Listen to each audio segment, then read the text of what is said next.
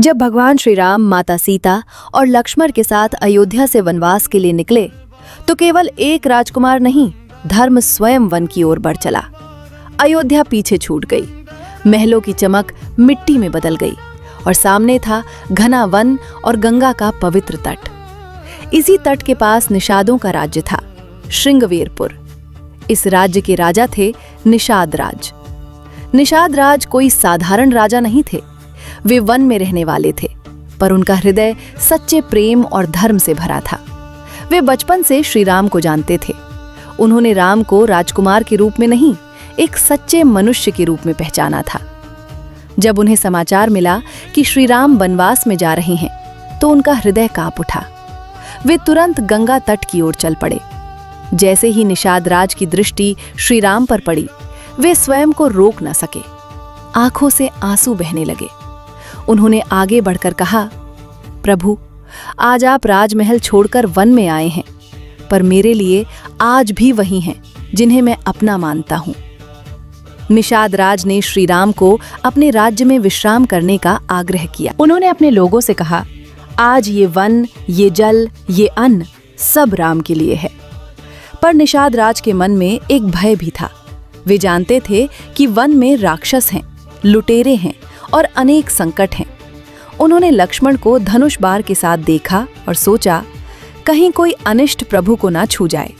इसी चिंता में निषाद राज ने रात भर अपने सैनिकों को जागते रहने का आदेश दिया। वे स्वयं भी नींद से दूर रहें। उनकी आंखें बार बार श्री राम की ओर जाती थीं, मानो हर पल उनकी रक्षा कर रही हों। जब ये बात श्री राम को ज्ञात हुई तो वे स्वयं निषाद राज के पास आए।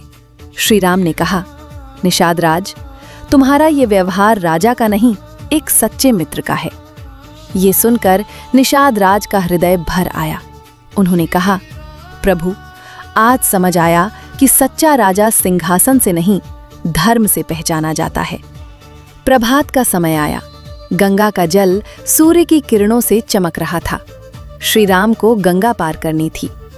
केवट नाव लेकर आया, पर उसने विनम्रता से कहा, प्रभु, आपके चरणों की धूल पत्थर को भी नारी बना देती है। मेरी नाव कहीं मुक्त ना हो जाए, इसलिए पहले आपके चरण धोऊंगा। श्री राम मुस्कुराए। उन्होंने चरण धोने की अनुमति दी। ये दृश्य देखकर निषाद राज का मन और भी श्रद्धा से भर गया। उन्हें लगा मानो गंगा स्वयं राम के चरणों को निहार रही हो। नाव गंगा पार पहुंची। दूसरे तट पर वन और अनिश्चित भविष्य था। निषाद राज किनारे खड़े रहे। वे जानते थे ये विदाई साधारण नहीं है। उन्होंने भर्राए स्वर में कहा, प्रभु, आप अयोध्या के राजा हैं, पर आज से आप मेरे हृदय के राजा हैं। श्री राम ने निषाद राज को अपने हृदय से लगाया और कहा, निषाद राज, जहां प्रेम है वहीं मेरा राज्य है। ये कहकर श्री राम आगे बढ़ गए। निषाद राज बहुत देर तक उन्हें जाते हुए देखते रहे।